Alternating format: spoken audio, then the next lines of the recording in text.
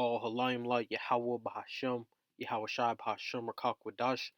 Double honors to the elders and apostles, great millstone, who rule and teach well, the hopeful elect, and sincere shalom to the hopeful elect, the house of David, the 1/3 that's tuned in to the truth and pushing the truth with all truth and sincerity throughout the four corners of the earth where we have been scattered. Now, this video goes into detail what these countries that are assembling to take down Babylon the Great is how it's playing out in Africa. All right. Now we're just gonna dive straight into this video. I'm gonna play it, and then we'll go from there.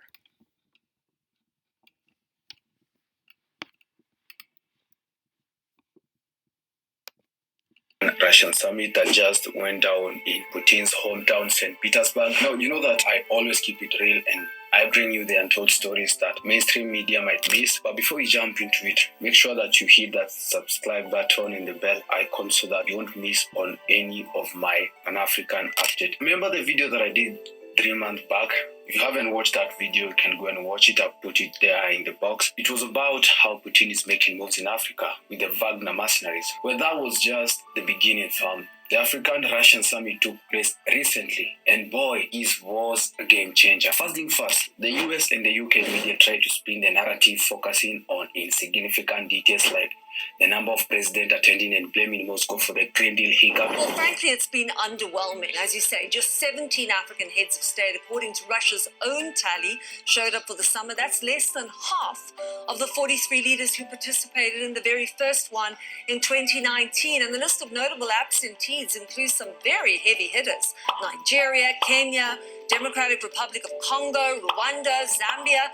I think Putin has seriously miscalculated the mood of this continent. But let me tell you, the summit was a resounding success for both Africa and Russia, despite what they say. You won't believe this. A whopping 49 African countries sent officials to the summit, and they signed a 74-point joint declaration pledging cooperation and building a multipolar world order. That's a significant step toward a bright future, my friend. Putin surprised everyone by forgiving African countries debt that worth a staggering $23 billion US. This is not the first time he's shown this.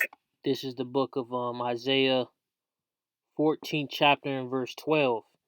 How art thou fallen from heaven, O Lucifer, son of the morning?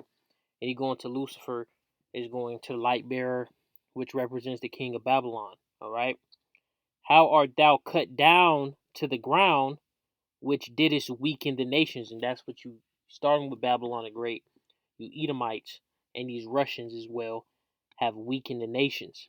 And these Russians are being set up to be the main force to take out America by gathering together all these nations to go to war with this place. Generosity. Back in 2019, during the last summit, he forgave African countries a whopping $20 billion in debt. Also, he urged the African nation to use the Russian currency for their business dealings. And this is going to strengthen economic ties between Africa and Russia. Let's talk about some standout moments during the summit. Zimbabwe's President Mnangagwa, a true leader of resilience, received a presidential helicopter as a token of appreciation from Putin. I think it's because he schooled Putin on how to survive the West sanction. Zimbabwe strongly opposes the use of sanctions as a foreign policy tool which undermines the sovereignty of nations. Zimbabwe has been under these sanctions from the West for the last 23 years. But as a result, we now think outside the box. Similarly, Zimbabwe submitted a request to you, Your Excellency, to join the BRICS New Development Bank. We equally count on the support of Your Excellency in this endeavor.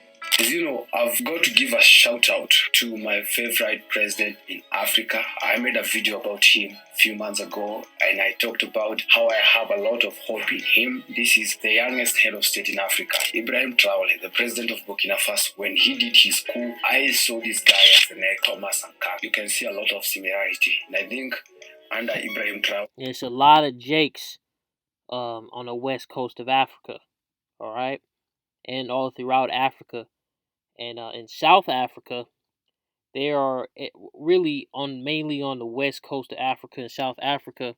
They're running out these Edomites, man, these Western Edomites up out of there, like France, the French, and Americans primarily, which is being talked about in literal footage. Okay. Burkinabés are going to experience a good leadership. Les questions que mes générations se posent sont les suivantes, si je peux me résumer.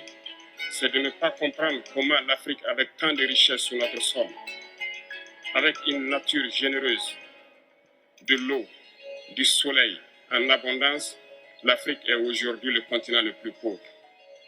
L'Afrique est un continent affamé. Et comment se fait-il que les chefs d'État traversent donc le monde à mendier?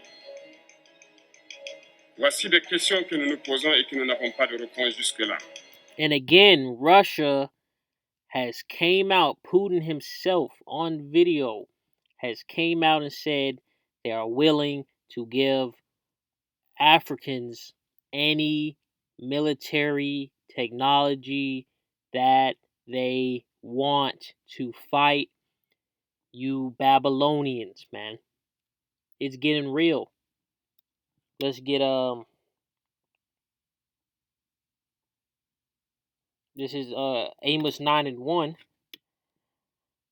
I saw the Lord standing upon the altar, and he said, smite the lintel of the door, that the posts may shake, and cut them in the head, all of them, and I will slay the last of them with the sword. He that fleeth of them shall not flee away, he that escapeth of them shall not be delivered. Though they dig into hell, thence shall mine hand take them down. Though they climb up to heaven, thence will I bring them down. All right. And though they hide themselves in the top of Carmel, I will search and take them out hence. And though they be hid from my sight in the bottom of the sea, thence will I command the serpent, and he shall bite them. That's going to Leviathan. So these Edomites can't escape their judgment, man. All right. They're not gonna escape with their bunkers. You know, they got bunkers, like the scripture says, man. They got bunkers in a atmosphere. All right, they got bunkers underwater. They got bunkers in mountains, and that's not. They're gonna get fished up out of there. All right, hunted up out of there. This is Isaiah 14:10. All they shall speak and say unto thee, art thou also become weak as we? Art thou become like unto us? So this America is slowly but surely becoming a third world country, and it's right there. It's teeter tottering at nationwide third world living conditions, and I'm talking about the infrastructure and the policing, the environment. Now, in terms of like pay, right? This is third world conditions, but it's not full blown third world just yet. All right. Nous avons l'occasion de tisser de nouvelles relations. Et j'espère que ces relations puissent être les meilleures pour donner un meilleur avenir à nos peuples. Pour ce qui concerne le Burkina Faso, aujourd'hui nous sommes confrontés depuis plus de 8 ans à la forme de manifestation la plus barbare, la plus violente du néocolonialisme, de l'impérialisme. L'esclavage qu'on tend encore à nous imposer. You know how it goes, right? The Western media cannot help but downplay the significance of this summit. They are so busy focusing on insignificant stuff that they miss the bigger picture. But you are not buying into that narrative, man. This is Isaiah 14:4. Thou shalt take up this proverb against the king of Babylon, and say, how hath the oppressor ceased? The golden city ceased. And the scripture says, as soon as you stop being a predator, man, you're going to become a prey. Let me see if I can get that account. I think it's in Isaiah 33rd chapter where it makes mention of that. Yep, Isaiah 33:1. Woe to thee that spoilest, and thou was not spoiled, and dealest treacherously, and they dealt not treacherously with thee. When thou shalt cease to spoil, thou shalt be spoiled. And when thou shalt make an end to deal treacherously, they shall deal treacherously with thee. So you Edomites are through.